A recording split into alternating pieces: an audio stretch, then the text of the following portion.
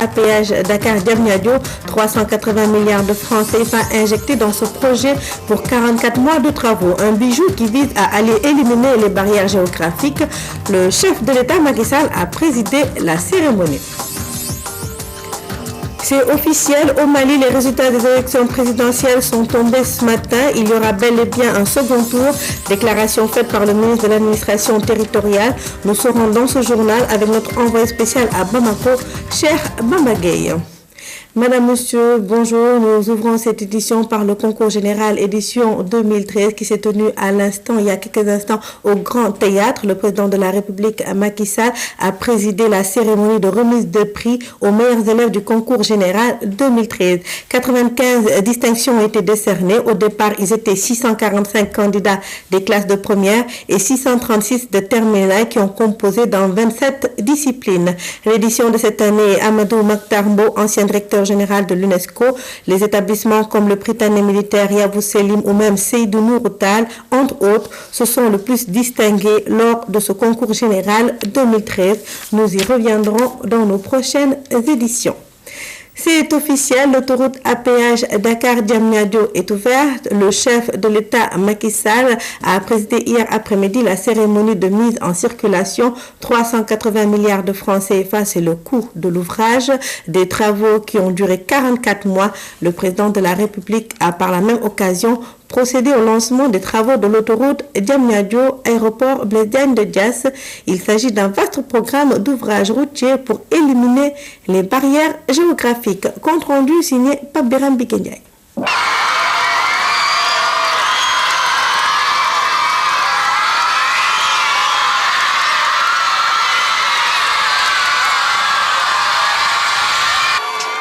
Sous une fine pluie, l'entrée de l'autoroute à péage draine des foules venues accueillir le chef de l'État.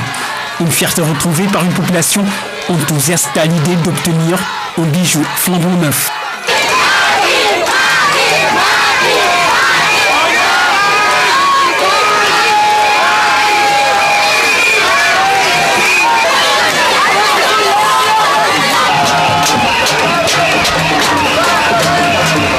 À l'entrée du péage, le président de la République donne l'exemple avec un geste simple.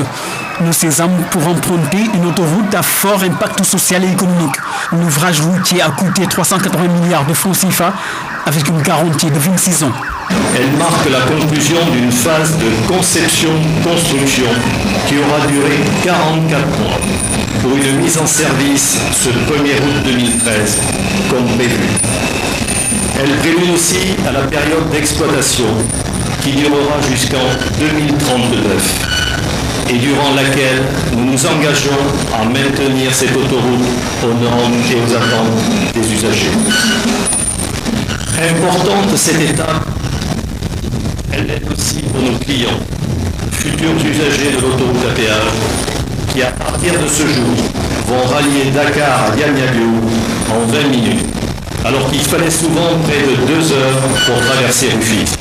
Le plan d'investissement pour la réalisation de l'autoroute Dakar-Diamniadio se traduit par le partenariat public-privé. Une stratégie payante en phase avec les nouveaux mécanismes de financement des grandes puissances du monde. Au-delà de ces défis positifs sur la mobilité urbaine et le désenclavement de la métropole de Dakar, cette infrastructure constitue l'un des tout premiers projets de partenariat public-privé dans le secteur routier en Afrique subsaharienne. L'histoire de l'autoroute à péage rejoint la trajectoire politique du chef de l'État.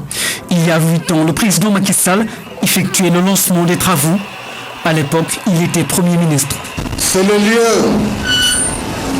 ici de saluer les efforts de mon prédécesseur, le président Abdoulaye Wade, qui a initié ce travail que nous bouclons aujourd'hui, que nous bouclons pour la première phase. Qu'il en soit donc remercié. Aujourd'hui, c'est le début d'une nouvelle ère de prospérité durable au Sénégal. L'ouverture de l'autoroute Dakar-Diamniadio n'est que la face visible de l'iceberg. Le chef de l'État veut éliminer toutes les barrières géographiques à travers un vaste programme d'infrastructures routières. Ma vision traduite dans la stratégie nationale de développement économique et social 2013-2017 s'articule autour de la construction de près de 1000 km de routes revêtues et 1500 km de pistes en vue d'interconnecter les différentes localités du pays et d'assurer une répartition équilibrée de l'offre de transport. C'est dans le même esprit que j'ai également engagé un vaste projet autoroutier dont les axes prioritaires, en plus de Diamniadio à IBD, dont je vais lancer les travaux tout à l'heure, qui va poursuivre cette autoroute jusqu'à l'aéroport de Diamniadio. Mais également l'autre axe qui a démarré depuis 1 ou 2 mois, c'est Diamniadio, AIBD, aéroport international Mbour. Ces 2 axes ont démarré au moment où je vous parle et nous avons en projet 3 branches d'autoroute essentielles pour le développement économique et social de notre pays. Il s'agit du tronçon Diamniadio-Thiès-Touba. Le second tronçon, c'est Thiès-Tivaouane-Saint-Louis et enfin Mbour-Fatick-Kaolack comme 3e branche d'autoroute. S'agissant de la politique d'amélioration des corridors, elle sera poursuivie par l'achèvement de la réhabilitation de 400 km de route entre Tambacounda et Kédougou, Tambacounda-Kidira, ainsi que la construction des ponts de la Gambie et de Rosso sur le fleuve Sénégal. Il s'agit également de la réhabilitation de la route nationale numéro 4 entre Nioro-du-Rip et la frontière de la Gambie d'une part et d'autre part entre Sénoba et Ziguinchor. Du reste, au programme Millennium Challenge Corporation, qui concerne les National 6 au sud et 2 au nord, viendront s'ajouter les projets de connectivité et de désenclavement et qui porteront sur la réhabilitation des routes de désenclavement Ndjoum, Wourossogui, Bakel, Touba, Dara, Linguère, Louga, Dara, ainsi que la construction de plusieurs ponts dans les zones enclavées du nord comme du sud. Il s'agira également, pour boucler la boucle, de réaliser le 2e pont de Ziguinchor, qui est le pont Émile Badiane. Il y a eu également cette bonne nouvelle pour les populations qui doivent quitter Dakar pour se rendre à l'intérieur du pays à l'occasion de la fête de Korité. Ils passeront sur l'autoroute sans payer. Gérard, je voudrais vous demander d'octroyer à nos concitoyens la gratuité pour le passage pour aller à la Korité pendant les 3 jours précédents la Korité. Ce sera une fois, pas 2 fois. Accepté? Donc, merci beaucoup. Donc, les Sénégalais pourront emprunter gratuitement l'autoroute 3 jours avant la Korité. Évidemment, le retour est payant. Voici l'image forte de cette fin de cérémonie. Le lancement des travaux de l'autoroute Diamniadio-Diass, l'autoroute qui va mener directement à l'aéroport international Blaise-Diagne. Comme on signe, le chef de l'État lance une nouvelle fois des travaux de grande envergure.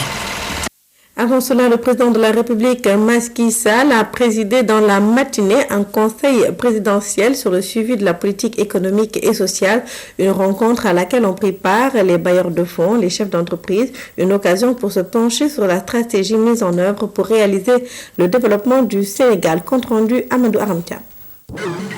Une présentation somme toute satisfaisante. Cette rencontre est une initiative présidentielle pour faire le point sur certains secteurs prioritaires et de dégager des orientations sur les performances de la politique économique et sociale du Sénégal. D'emblée, le président de la République a exprimé sa volonté de tenir chaque trimestre un conseil présidentiel dédié à l'évaluation et au suivi de la politique de développement. Face aux membres du gouvernement, de la société civile et des partenaires au développement, Macky Sall a défini la dialectique entre la transparence et la célérité dans l'action. L'État, désormais, refuse de s'enliser dans des procédures longues qui amoindrissent l'action gouvernementale. Nous sommes pour la transparence, nous sommes contre des procédures qui nous ligotent et qui nous empêchent d'avancer. Et là-dessus, j'ai déjà donné des instructions très claires au gouvernement sur la nécessité de ne pas perdre du temps sur des procédures obsolètes. L'essentiel étant qu'il faille travailler d'arrache-pied pour améliorer déjà notre code des marchés publics et respecter les procédures de transparence. Mais moi, je ne suis pas élu pour gérer des procédures. Je l'ai dit très clairement, les procédures doivent m'accompagner dans la réalisation des ambitions que j'ai pour le Sénégal. Et je ne suis pas là pour être noté, on est bon élève, parce qu'on a respecté les meilleures procédures, etc., etc.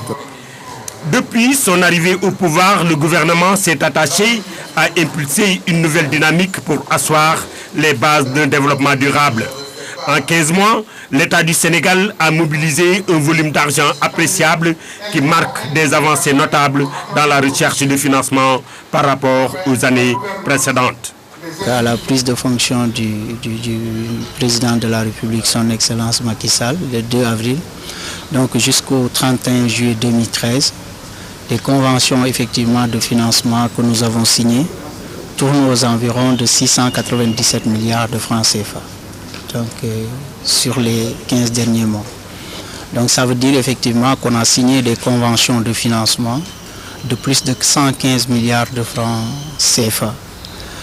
En réalité, et il est important de noter que, exceptionnellement, dans ces conventions de financement, nous avons quand même de l'appui budgétaire de l'ordre de 238 milliards de francs CFA.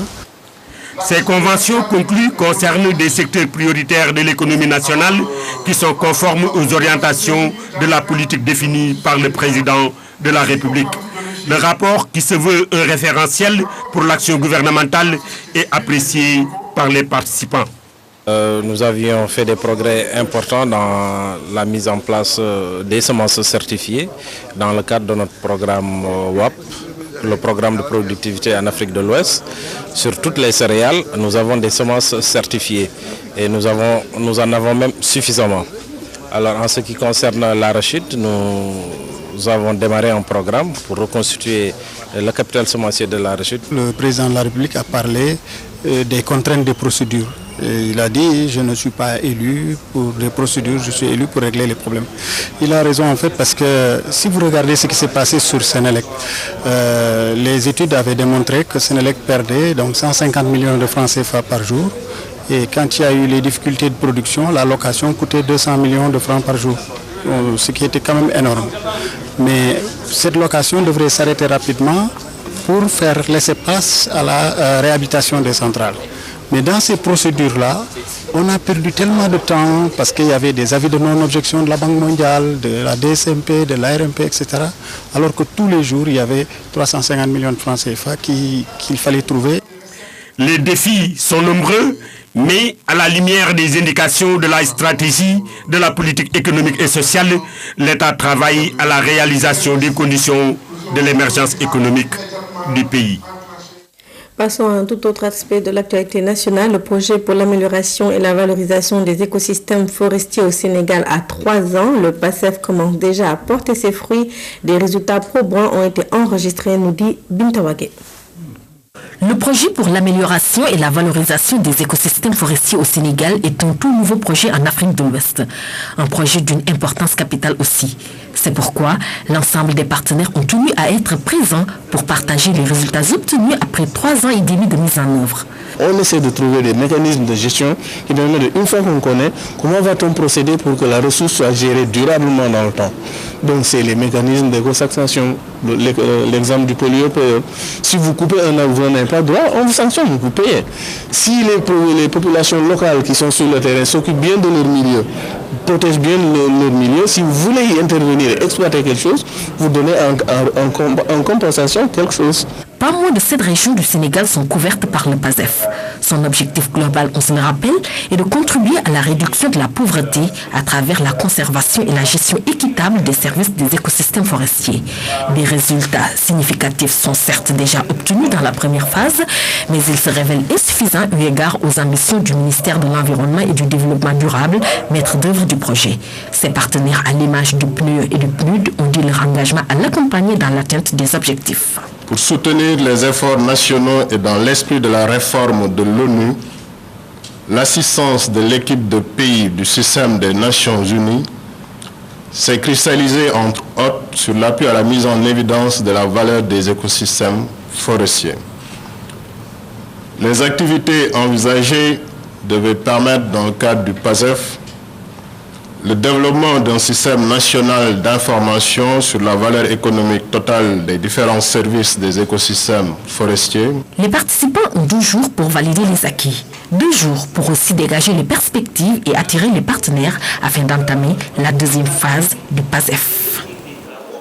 L'hivernage s'installe petit à petit accompagné de son lot de pathologies. Grand Yoff, un quartier populeux, est confronté aux maladies hivernales. Pour aider les populations à les éviter, le Service national d'éducation et l'information pour la santé, le SNEPS, a organisé une caravane de sensibilisation. Reportage, Sailinko Sissoko et Kalton Gay. Des véhicules du ministère de la Santé et de la mairie de Grand Yoff qui sillonnent les rues de la commune d'arrondissement. Pendant 2 heures, la caravane a sensibilisé les habitants sur les maladies liées à l'hivernage. Grand Yoff est une zone sensible. Le SNEPS prend ainsi les devants. Le gouvernement du Sénégal est en train de faire d'intenses efforts pour prévenir les inondations. Et parallèlement, dans le même ordre d'idée, le ministère de la Santé et de l'Action sociale aussi fait des mains et des pieds pour prévenir les maladies hivernales. C'est donc un travail fait avec toutes les structures du gouvernement et c'est un travail qui entre dans le cadre aussi de la multisectorialité de la prévention des maladies hivernales. Du matériel hygiénique et des guides pratiques sont distribués à ses habitants, histoire de les sensibiliser. À Grand Yoff, le message semble bien entendu. C'est encore très important ce que vous faites aujourd'hui, c'est-à-dire venir vers les populations, prévenir, faire des sensibilisations aux populations. Démarrer par ce grand marché. Alors donc je dis encore une fois, c'est salutaire. Chacun doit faire son devoir, respecter les règles d'hygiène, protéger son environnement, sa famille, pour que la sensibilisation soit une réussite. Le ministère de la Santé veut ainsi sonner l'alerte. Mieux vaut prévenir que guérir, plus qu'un slogan. Le service de la santé veut en faire une réalité. Après Grand Yoff, les parcelles assainies, Pékin et les régions sont les prochaines étapes de cette caravane. Parlons de coopération sénégalo-américaine. 15 élèves de la classe de 3e ont bénéficié d'une bourse d'études d'1 an aux États-Unis qui entre dans le cadre du programme de bourse Kennedy Lugar Jeunesse Échange et Études. Une session d'information et d'orientation a été organisée pour les élèves admis au programme 2013-2014. Monsoso. Ils sont au total 15 élèves de 3e venus des régions de Fatick, Saint-Louis et Ziguinchor. Ils vont bénéficier d'un séjour d'1 an aux États-Unis. Une opportunité offerte par le programme de bourse Kennedy Lugar, Jeunesse Échange et Études, plus connu sous le nom de Youth Exchange and Study. Maintenant, il y a des Américains, des élèves américains qui viennent à certains pays, yes. Donc, on veut que ça soit clair que ce n'est pas tout juste envoyer des gens aux États-Unis pour qu'ils comprennent et qu'ils apprennent à propos des États-Unis, mais on veut aussi que nos jeunes Américains apprennent à propos des autres pays dans le monde. Le programme IS œuvre en faveur de la promotion de la paix, et comme le directeur l'a dit tout à l'heure, et de la compréhension mutuelle des peuples. Il est source de motivation pour les jeunes et participe aussi à l'amélioration de la qualité de leur éducation. Ce programme permet de sélectionner des élèves de la classe 3e sous réserve de leur admission au BFM. Une initiative saluée à sa juste valeur par l'État du Sénégal. Le gouvernement du Sénégal accorde une très grande importance à ce programme. C'est sûr que ces jeunes, quand ils reviendront, seront transformés. Et c'est ça ce que nous attendons. L'éducation Par essence, elle est transformatrice. Le programme YES est financé par le département d'État américain et parrainé par le Bureau des affaires éducatives et culturelles. Il offre des bourses d'études aux élèves de l'enseignement secondaire âgés de 15 à 17 ans ressortissants de pays à forte population musulmane. Initié en 2007 au Sénégal, ce programme a déjà permis à 55 élèves de séjourner aux États-Unis. Parlons du Ramadan. Nous nous intéressons aujourd'hui à la rupture du jeûne dans une famille villageoise. La joie de vivre occupe les âmes à l'heure du ndogu, plat traditionnel et riz préparé avec du niébé pour mieux coller à la tradition. La particularité du ndogu réside dans la collation faite à base de lait de vache, ce qui montre toute la proximité d'une famille Peul avec son troupeau. Abibou Mbaye a partagé le ndogu avec une famille dans un village de la région de Louga. La discussion des bergers tourne toujours autour du troupeau, dit l'adage. Adam Sow, éleveur, avait déjà écoulé les 5 têtes de bétail qu'il avait amenées au marché hebdomadaire, ou Louma, de Potou, dans la région de Louga. La recette empochée, il se dirige fièrement vers sa monture déjà ménagée, car il doit voyager sur une quinzaine de kilomètres avant d'arriver au village à l'heure de la rupture du jeûne. Pendant qu'il est en route, au village de Seyeur-Peul, perdu au milieu de cette brousse, les seuls signes de modernité se reflètent à travers cette école et ce centre de santé composante d'un village du millénaire. À l'intérieur de la concession, femmes, enfants, troupeaux, volailles de la basse-cour se côtoient et forment un même décor familial. Pendant que les enfants essaient de capter difficilement les ondes de Radio Sénégal pour l'annonce de la rupture du jeûne, le père de famille fait son entrée et la joie s'installe.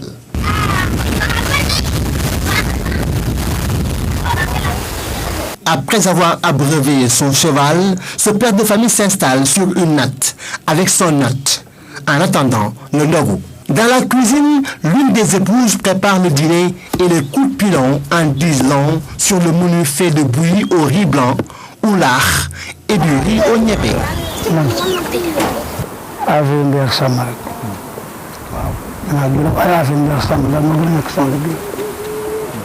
Nous n'avons que les champs et l'élevage comme seule source de revenus. À Potou, je m'adonne à la vente de bétail. Durant le Ramadan, il y a beaucoup de frais et nous n'avons pas assez de moyens. Les affaires ne marchent pas. À la rupture, le menu est simple, dicté par la conjoncture. En tout cas, nous paysans, nous sommes actuellement à une période hivernale. Rien ne marche. Pour le ndogu, on mange du lard, on prend du café, du thé et puis on est bien. Après la rupture et en attendant le dîner, Adam Sow, un bon éleveur, peut retrouver ses forces en se désaltérant avec du lait de vache bien glacé jusqu'à la lie. Il s'invite chaque soir dans vos salons, toujours fidèles au rendez-vous, même en cette période de Ramadan. Ce sont les présentateurs des journaux télévisés du soir. Comment font-ils pour assurer? Oumou Kalsoum Sall a mené son enquête pour tenter de répondre à la question. 19h30, rédaction du JT de la RTS, une demi-heure avant le 20h. Ce soir, c'est Angélique Manga qui sera sous les projecteurs. Dernière lecture des chapeaux avant la rupture du jeûne. À 19h40, elle prend juste 3 dates et un thé chaud, suffisant pour être d'attaque et de bonne humeur. Salut. Salut la vilaine équipe de choc. Merci de votre attention. 30 minutes après, Paris réussit, mais non sans difficulté. C'est très difficile d'allier les deux. Déjà, on est tenaillé par la faim et ensuite, la vivacité de l'esprit n'est pas là. Alors du coup, c'est du direct. Il va falloir se concentrer et donc du coup, moi je trouve que c'est très très très difficile de jeûner et puis de vouloir faire correctement le journal télévisé. Tout le contraire pour Khalifa Diakhaté. Ramadan ou pas Ramadan, je ne mange pas d'habitude. Normalement, je ne prends pas des repas réguliers. Normalement, je mange quand ma tête commence vraiment à sonner, à m'alerter. Donc, du coup, oui, ça ne change pas grand-chose pour moi.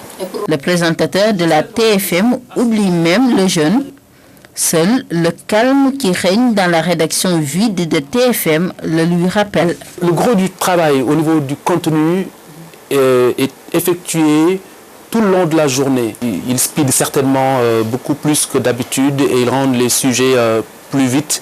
Et c'est peut-être pour ça que vous avez trouvé relativement une rédaction vide avec que moi et la chef d'édition du jour. Environ 15 minutes séparent la rupture du début du journal. Mais à la RTS comme à la TFM, cela ne constitue aucunement un handicap. La seule satisfaction qui veille est celle des téléspectateurs. C'est une institution. Le téléspectateur qui attend a le droit d'avoir son édition à 20h. Alors que le présentateur jeune ou pas, en quelque sorte, ce n'est pas son problème. Il veut son 20h, alors il faut bien qu'on lui serve son 20h.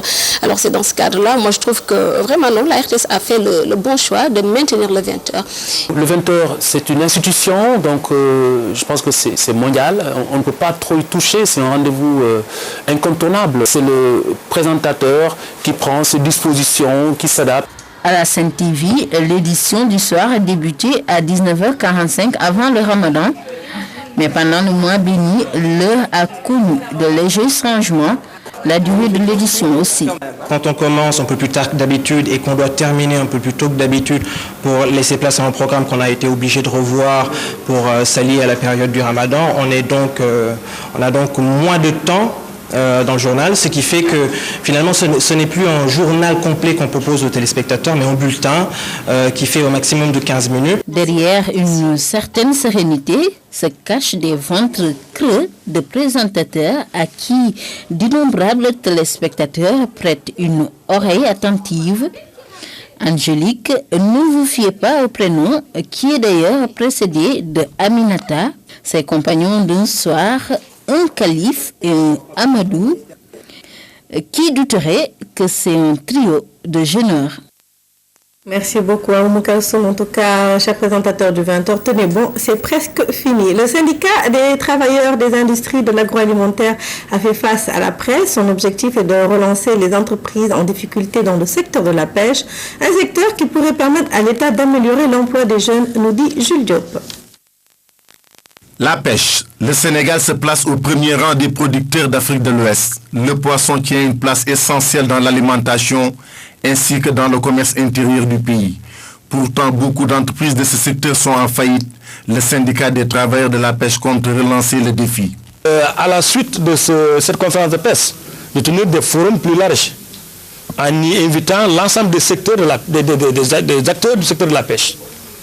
Et nous n'excluons aucune forme de lutte pour nous faire entendre, pour amener à conscientiser le gouvernement de la nécessité d'accompagner les nationaux sénégalais et de relancer ces entreprises pour maintenir les emplois, pour en créer d'autres. Avec la fermeture de certaines entreprises, des milliers de travailleurs et leurs familles sont encore sous le choc. Ils continuent de subir les affres du chômage. Le CDSL préconise des solutions.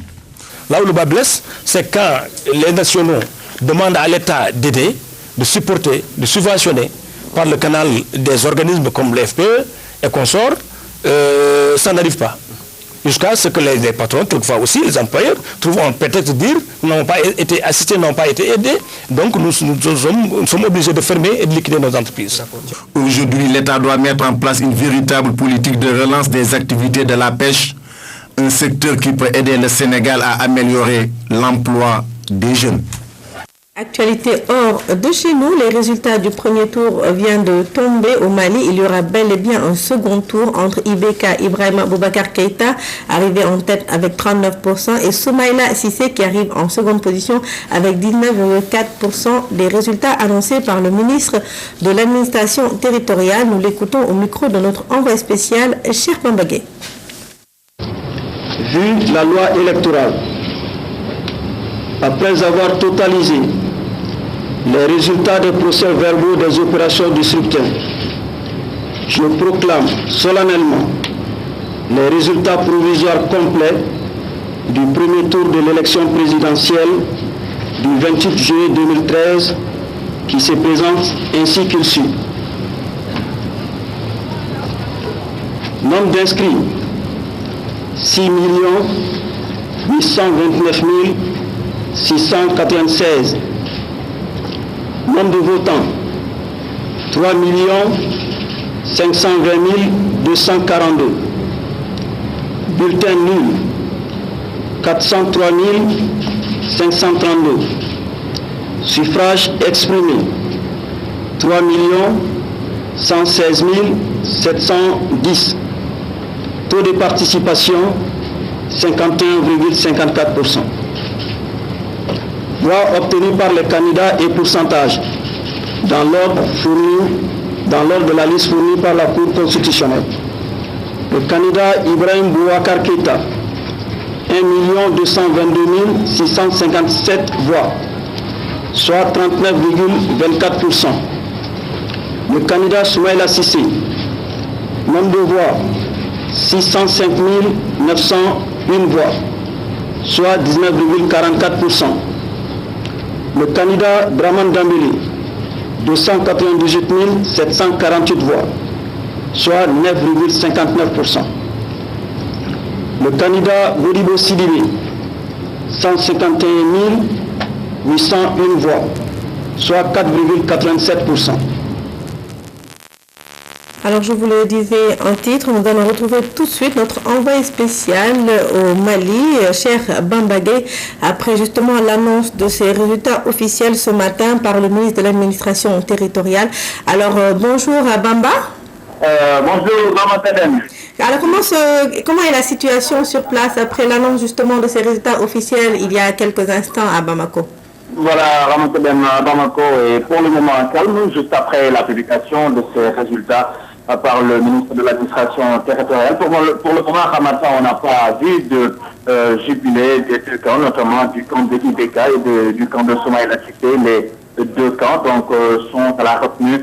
Vous savez qu'en fait, c'est une élection qui va être très disputée. Actuellement, c'est la sérénité affichée dans les deux camps. Donc, les militants se réservent à la retenue. Pour le moment, aucun commentaire, mais pour le moment, fait par l'un des candidats, que ce soit IBK ou Soumaïla Cissé. Donc, ils invitent leurs militants à la vigilance en attendant la tenue du second tour. Donc, pour le moment, ici à Bamako, tout se passe bien. On n'a pas assisté à des concerts de klaxons, à des militants qui sont surexcités, non, parce qu'en fait, c'est les scores qui les dictent. En attendant, donc, vu la configuration actuelle de ces résultats, donc c'est plus de sérénité, plus de vigilance pour pouvoir affronter le second tour. Et comment va se présenter selon vous le second tour entre IBK, Ibrahim Boubacar Keïta et Soumaïla Cissé, quand on sait que IBK justement est loin devant Soumaïla Cissé? Absolument, ça va être très disputé Ramadan. Et c'est là où c'est intéressant. IBK qui recueille 39,24% contre Soumaïla Cissé 19,44%. Il faut dire que le cas de IBK est quand même, le taux de IBK est quand même assez faible. C'est un taux relativement faible, 19,4%. C'est vrai qu'on a vu des alliances juste après que le premier tour se soit déroulé. Même si on additionne donc les voix des supporters, ça ne va pas atteindre bien, ça va être un petit peu difficilement les 35%, donc ça va être un peu difficile de pouvoir renverser la tendance pour Soumaïla Cissé. Mais bon, c'est une élection qui est très ouverte, donc les jeux sont ouverts, donc il va falloir faire des alliances par-ci, faire des alliances par-là. Et donc, c'est en fait le candidat Soumaïla Cissé qui aura donc plus besoin d'alliances. Parce qu'il y a aussi dans l'autre camp des ralliements qui ont été notés juste après que les résultats partiels, les tendances partielles se soient dégagées. Donc il y a eu des ralliements donc, dans le camp d'Ibrahim Boubacar Keïta, qui est aujourd'hui à 39%, 39,24%. Donc il aura besoin que à peu près de 9 points ou bien de 10 points pour passer au second tour. Donc ça va être très très très disputé. Il faut que Soumaïla Cissé donc continue la campagne pour pouvoir convaincre beaucoup plus les Maliens. Et IBK a foncé donc sur cette pente verticale qui pourra peut-être le mener à la présence là. Donc l'enjeu est de taille, surtout du côté de Soumaïla Cissé qui devra relever le défi. Mais pour le moment, c'est le favori, c'est Ibrahim Boubacar Keïta. C'est vrai que beaucoup de gens espéraient, surtout dans son camp, qu'il allait sortir vainqueur de cette élection dès le premier tour. Vous avez vu la surprise qui est arrivée ce matin. Donc il y aura bel et bien un second tour. Donc c'est la vigilance qui est mise dans les deux camps Ramadan. Merci beaucoup, cher Bamba. Peut-être d'autres précisions par rapport aux résultats et aussi au second tour qui est très attendu.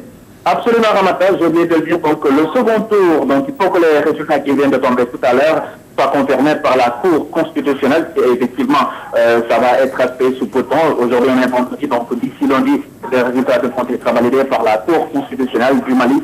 Et après donc, la validation de ces résultats par la Cour constitutionnelle, le second tour va se dérouler le 11 août prochain.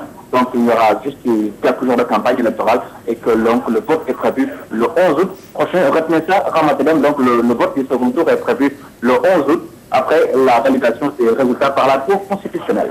Merci beaucoup, cher Bambaye, que nous retrouvons avec beaucoup de plaisir dans nos prochaines éditions pour plus de précisions par rapport aux élections qui se déroulent au Mali. Donc la date est bien retenue, c'est bien le 11 août pour le second tour. Du sport dans ce journal avec les mondiaux de natation, les Français sont de retour avec le relais 4x200 mètres. Déception en revanche pour Fabien Gillot, septième de la finale du 100 mètres, remporté par l'Australien James Magnusson à Barcelone. 100 mètres nage libre, les Français sont de retour aujourd'hui avec le relais 4x200. La France, vice-championne olympique de la discipline, compte notamment sur Jérémy Stravus et Yannick Agnel pour aller chercher une médaille, même si la concurrence s'annonce redoutable. Il suffit de suivre l'exemple des filles. Coralie Balmy, Charlotte Bonnet, Camille Muffat, Mylène Lazare ont terminé 3e hier du relais 4x200. Médaillée de bronze, comme l'an dernier, aux Jeux de Londres. C'est vrai qu'avec la médaille de l'année dernière, on avait vraiment envie de réitérer ce podium du 4x2. On a réussi ce soir. On est quand même 3 à être restés de l'équipe de l'année dernière. Mylène s'est rajoutée et voilà, on continue d'être performant, donc c'est génial. Petite déception hier pour Fabien Gillot, seulement 7e du 100 mètres nage libre, remporté par l'Australien Magnussen. Avec 6 médailles, 2 en or, 4 en bronze, la France est 6e au classement de ces championnats du monde. Madame, monsieur, merci de votre aimable attention. C'est donc sur cette note de sport que je vous dis au revoir. Vous retrouverez tout de suite après l'édition en Wolof. Excellente suite de programmes sur la RTS.